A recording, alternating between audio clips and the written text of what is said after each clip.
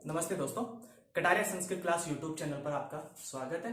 ठीक है दोस्तों, इस वीडियो के माध्यम से हम लोग छंद की श्रृंखला को अब आगे और बढ़ाते हैं। दोस्तों, अब हमारे पास में नेक्स्ट जो छंद है वो नेक्स्ट छंद यानी कि 10वें नंबर का जो छंद है अब वो निकल करके आता है और 10वें नंबर का छंद होगा दोस्तों मंदाक्रांता। मंदाक्रांता छंद 10वें नंबर का जो छंद है दोस्तों वो निकल करके आता है मंदाक्रांता छंद। अर्थात हम लोग इस वीडियो के माध्यम से आज मंदाक्रांता छंद के बारे में चर्चा करते हैं, इनके बारे में सीखते हैं। अब देखिए दोस्तों, मंदाक्रांता जो छंद है, इस मंदाक्रांता छंद का लक्षण होता है, इस छंद का लक्षण होगा हमारे पास में मंदाक्रांता जलधि सड़ गेम्भ्योः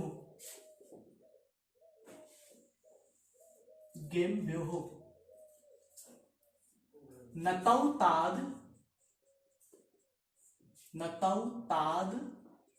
गुरुचेतः।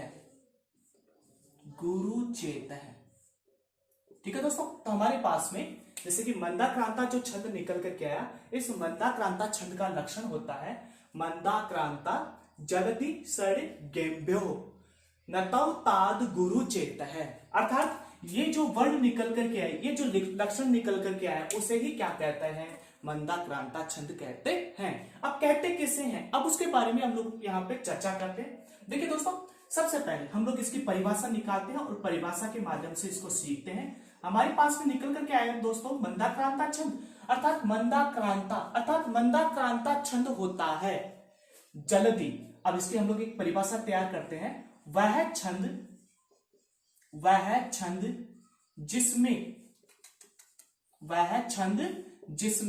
देखिए दोस्तों, जलधि जो शब्द आया, उस जलधि शब्द का अर्थ होता है 4। जलधि शब्द का अर्थ क्या होगा दोस्तों? 4। आगे लिखा हुआ है दोस्तों सड़ का मतलब हो गया दोस्तों 6। सड़ का मतलब क्या हो गया दोस्तों? 6। आगे लिखा हुआ है दोस्तों अग शब्द का अर्थ होता है दोस्तों 7। हो सकता है यहां पर अग शब्द लिखा हुआ मिल जाए या फिर हो सकता है वहां पर लिखा हुआ मिल सकता है अश्व, तो उसका आंसर कितने होंगे दोस्तों? 7। देखिए दोस्तों, परिभाषा को देखते हैं। वह छंद जिसमें जलधि 4, सड़ 6, अग और 7, यानी कि ये जो हम लोगों ने लिखा जलधि, सड़ और अग, अर्थात इन वर्णों पर क्या होती है दोस्तों? यति होती है। क्या होती है? यति होती है। अर्थात मंदाक्रांता छंद के जलधि यानी कि 4, सड़ यानी कि 6, अग का मतलब हो गया दोस्तों 7, अर्थात 4 और 6 और 7 वर्णों पर क्या होती है? यति होती है। अब देखिए दोस्तों, वह छंद जिसमें जलधि, सड़, अग वर्णों पर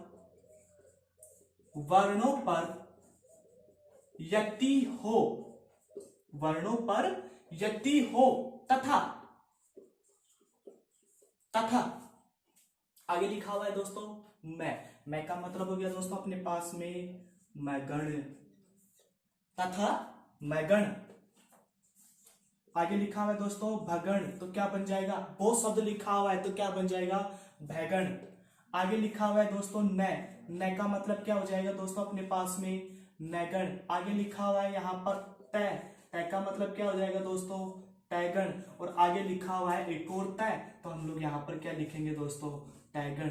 गुरुचेतः, अर्थात 2 क्या होंगे हमारे पास में? गुरु होते हैं, तो गुरु हो तो उसे मंदाक्रांता छंद कहते हैं।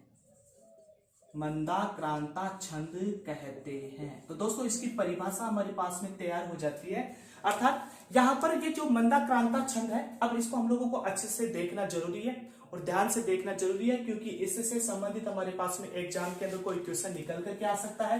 देखिए दोस्तों, इसमें कहा गया है मंदाक्रांता जलधि सड़ गेम्भ्यो नतो ताद गुरु चेतः, अर्थात वह छंद जिसमें जलधि 4, षड 6, अग 7, अर्थात हमारे पास में आया 4, 6 और 7। देखिए दोस्तों 6 4 10, 10 से 7 17, अर्थात हमारे पास में कितने वर्ण हुए? 17 वर्ण होते हैं। यानी कि मंदाक्रांता छंद के प्रत्येक पाद में कितने वर्ण होते हैं? 17 वर्ण होते हैं। अब देखिए दोस्तों आगे कहता है कि इन वर्णों पे तो क्या हो? यति हो। जैसे कि हम लोगों ने 4 वर्ण लिखे तो 4 वर्णों के बाद में यति, फिर 6 वर्ण लिखे तो 6 वर्णों के बाद में यति, फिर 7 वर्ण लिखे तो 7 वर्णों के बाद में भी क्या होनी चाहिए दोस्तों? यति होती है। तो कौन सा छंद कहलाएगा? मंदाक्रांता छंद कहलाएगा। लेकिन उनमें गण व्यवस्था भी होनी चाहिए। तो प्रथम में हमारे पास में कौन सा गण आना चाहिए? मैगण। दूसरा कौन सा? भैगण।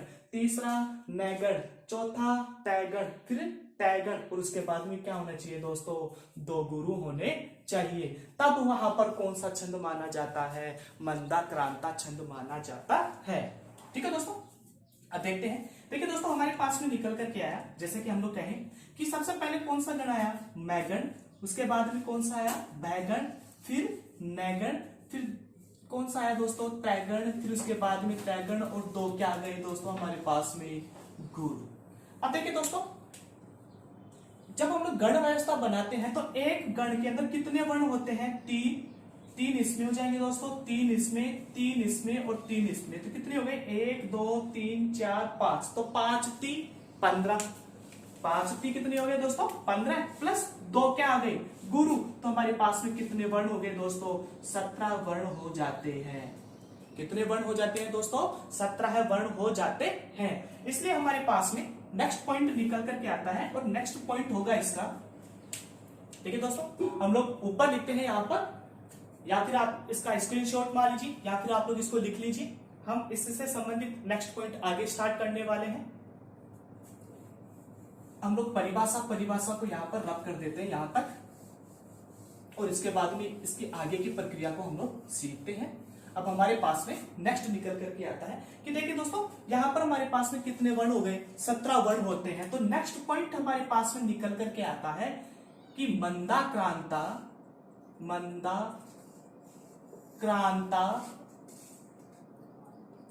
छंद के प्रत्येक पाद में कितने वर्ण होते हैं दोस्तों? 17 वर्ण होते हैं। कितने वर्ण होते हैं? 17 वर्ण होते हैं। तो कुल पादों की संख्या टोटल, अर्थात कुल पादों की संख्या, तो हमारे पास में कितने वर्ण आए? 17। और एक श्लोक में कितने पाद होते हैं? 4। तो हमारे पास में टोटल कितने हो जाएंगे दोस्तों?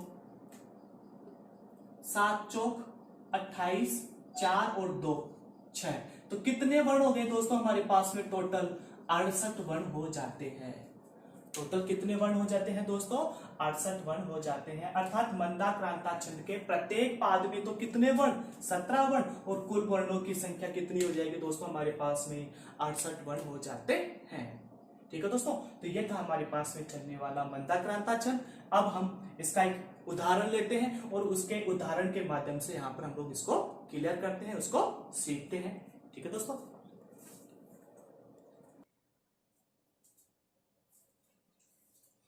ठीक है दोस्तों, तो यह है हमारे पास में मंदाक्रांता छंद और मंदाक्रांता छंद का ये उदाहरण। अब देखिए दोस्तों हमारे पास में ये जो उदाहरण निकल कर के आया, अब इसके बारे में हम लोग चर्चा करते हैं। देखिए दोस्तों सबसे पहले मंदाक्रांता छंद के बारे में हम लोग सीखते हैं। देखिए दोस्तों हमारे पास में जल्दी का मतलब 4, सड़ का मतलब 6 और अग का मतलब 7, अर्थात इन वर्णों पर क्या होनी चाहिए? यति होनी चाहिए। देखिए दोस्तों यानी कि ये एक प्रथम जो पाद आया, इस प्रथम पाद के अंदर 4, 6, 7 वर्णों पर यति होनी चाहिए। तो कुल वर्णों की संख्या कितनी हुई? 17 वर्ण हो जाते हैं। अब देखिए दोस्तों ये जो हमारे पास में प्रथम जो पाद आया, अब इस प्रथम पाद के अंतर्गत 17 वर्ण है या नहीं है, अब उसके बारे में पहले जानना जरूरी है, क्योंकि 17 वर्ण होंगे तभी हम लोग 4, 6, 7 वर्णों पर क्या कर सकते हैं? यति लगा सकते हैं। देखिए दोस्तों 1 2 3 4 5 6 7 8 9 10 11 12 13 14 15 16 17 है। ठीक है दोस्तों, तो हमारे पास में कितने वर्ण निकल करके आ गए? यहाँ पर 17 वर्ण निकल करके आते हैं। अब देखिए दोस्तों एक एक और दो, एक दो, दो और दो कितने हो गए दोस्त? चार। अर्थात एक तो यहां पर यति हो गई, एक दो तीन चार पांच छह, एक हमारे पास में यहां पर जाकर के यति हो गई। तो प्रथम में कितने वर्णों के बाद में यति आई? चार। और द्वितीय में कितने वर्णों के बाद में? छह। अब आगे देखते हैं, एक एक, इसको गिनेंगे नहीं दोस्तों, ये वाला, एक दो तीन चार पांच छह सात, तो कितने वर्णों के बाद में यति आ रही है दोस्तों? सात वर्णों के बाद में क्या आ रही है? यति आ रही है। ये हुई यहाँ पर यति से संबंधित बात। कारण क्या है दोस्तों? देखिए दोस्तों, हमारे पास में आता है मंदा क्रांता जगति सड़गेभ्यो नतौताद गुरु चेत है। अब देखिए दोस्तों, अब जब इसको हम लोग बोलेंगे तो किस तरीके से बोला जाएगा, क्योंकि यति का मतलब क्या होता है? रुकना। अब इसको हम लोग बोलेंगे, रुकेंगे, तो किस तरीके से? देखिए दोस्तों, राग के साथ में ऑटोमेटिकली वहां पे ये वर्ण रुक जाते हैं। कैसे? कसित कांता विरह गुरुणा स्वादिकारात प्रमत, यानी कि आवाज के साथ में ही, लय और गति के साथ में ही यहाँ पर स्वतः ही विराम होते हुए आगे निकलता है, आगे बढ़ जाता है। अब ये तो ही सिर्फ और सिर्फ यहाँ पर यति से संबंधित चर्चा। और हमारे पास में कितने वर्ण निकल करके आ गए? 17 वर्ण निकल करके आ गए। तो इसके अंतर्गत हम लोग जैसे कि गण व्यवस्था के आधार पर हम लोग इसको चेक करना चाहें, इसको जांच करना चाहें, तो किस तरीके से करेंगे? तो दोस्तों, आधा वर्ण पूर्व में आकर के जुड़ जाएगा, तो क्या हो जाएगा दोस्तों?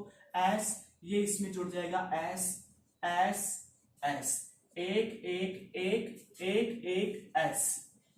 ठीक है दोस्तों, वा शब्द लिखा हुआ है तो एस, एक एस, ये आधा वर्ण इसमें आकर के मिल गया, एस एक एक एस। अब देखिए दोस्तों, इसको हम लोग जोड़ते हैं। अब हमारे पास में क्या वर्ण निकल करके आता है? देखिए दोस्तों, इन तीनों वर्णों को जोड़ा, मा ता रा, तो कौन सा गण बन गया? मैगण। नेक्स्ट आता है दोस्तों, ये तीन वर्णों को जोड़ा, भा न से, तो कौन सा गण बन गया दोस्तों? बैगण। फिर आता है हमारे पास में, इन तीनों को जोड़ेंगे तो कौन सा बन जाएगा? न से ल, तो कौन सा गण बन गया दोस्तों?